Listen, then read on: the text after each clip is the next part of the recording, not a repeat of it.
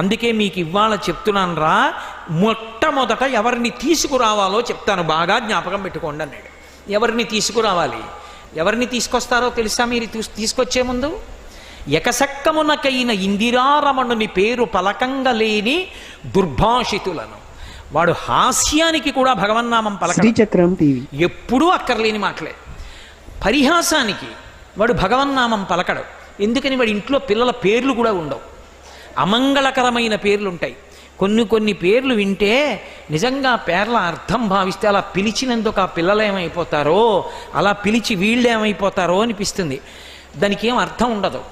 ఆ పేరు బాగా పెట్టుకున్నావా అంటే వాడికి అది నచ్చింది. ఎవడికి లోకంలో ఉండకూడదు ఆ పేరు. రావణుడికి ఉంది అలా, ఎవరూ పెట్టుకోలేదుగా రావణుడు అన్న పేరు.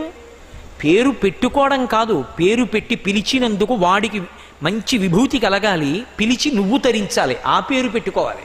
అంతేకాని ఎందుకు